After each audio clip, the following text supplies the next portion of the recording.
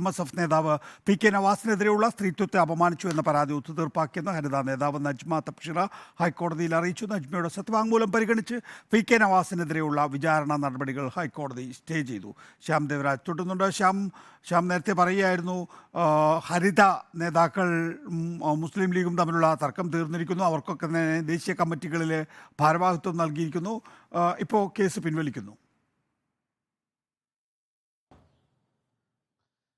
അതുകൊണ്ട് ആ സാഹചര്യത്തിൽ തന്നെയാണ് നജ്മ തബ്ഷീറ കേസ് പിൻവലിക്കുന്ന കാര്യം ഹൈക്കോടതിയെ അറിയിച്ചത്. ഹൈക്കോടതിയിൽ മുസ്ലിം ലീഗിന്റെ തന്നെ അഭിഭാഷകനായ അഡ്വക്കേറ്റ് മുഹമ്മദ് ഷായാണ് നജ്മ തബ്ഷീറയ്ക്ക് വേണ്ടി ഹാജരാകുകയും ഈ സത്യവാങ്മൂലം നൽകുകയും ചെയ്തത്.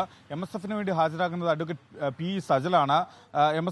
PK നവാസിന് വേണ്ടി ഹാജരാകുന്നത് മറ്റൊരു യൂത്ത് ലീഗിന്റെ തന്നെ നേതാവായ അഡ്വക്കേറ്റ് സജലാണ്. അതുകൊണ്ട് അതായത് യൂത്ത് ലീഗിനിടയിൽ അല്ലെങ്കിൽ മുസ്ലിം ലീഗിൽ തന്നെ ഈ തർക്കം പരിഹരിച്ചു എന്ന സന്ദേശമാണ് അവർ കോടതിയെയും അറിയിച്ചത്. തുടർന്നാണ് ഈ മജിസ്ട്രേറ്റ് കോടതിയിലെ നടപടികൾ റദ്ദാക്കണമെന്നാവശ്യപ്പെട്ടുള്ള ഹർജിയിൽ അവിടുത്തെ എല്ലാ നടപടികളും വിചാരണ ഉൾപ്പെടെയുള്ള നടപടികൾ ഹൈക്കോടതി സ്റ്റേ ചെയ്യുകയും ചെയ്തു. ഇതിന്മേൽ ഈ കേസ് റദ്ദാക്കണമെന്നാവശ്യപ്പെട്ടുള്ള ഹർജിയിൽ സംസ്ഥാന സർക്കാരിന് ഹൈക്കോടതി നോട്ടീസ് അയക്കുകയും ചെയ്തിട്ടുണ്ട്. നേരത്തെ 2023 കഴിഞ്ഞ വർഷം ജൂലൈ മാസം 22-നാണ് ഈ കേസിനാസ്പദമായ സംഭവം.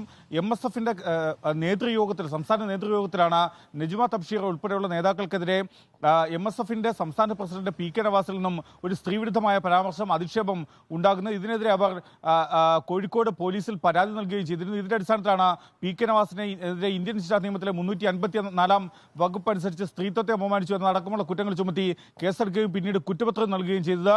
ഇതിന്റെ വിചാരണ നടപടികൾ ആരംഭിക്കാനിരിക്കുകയാണ്. അതിന് തൊട്ടു മുൻപായി ഈ കേസിൽ മുസ്ലിം ലീഗ് നേതൃത്വം തന്നെ രണ്ടു കൂട്ടരെയും വിളിച്ചൊരു സമവായത്തിലേക്ക് എത്തുകയും അതിന്റെ അടിസ്ഥാനത്തിൽ നജ്മ തബ്ഷീറ ഉൾപ്പെടെയുള്ള ആളുകൾക്ക് യൂത്ത് ലീഗിന്റെ ദേശീയ സെക്രട്ടറി സ്ഥാനം ഒപ്പം ദേശീയ കമ്മിറ്റിയിൽ അംഗത്വം ഉൾപ്പെടെയുള്ളവ നൽകുകയും ചെയ്തു. അതിന് തൊട്ടു പിന്നാലെ ഹൈക്കോടതിയിലെ പരാതി പിൻവലിക്കുന്ന കാര്യം നജ്മ തബ്ഷീറ ഹൈക്കോടതിയെ അറിയിക്കുകയും ചെയ്തിരിക്കുന്നു.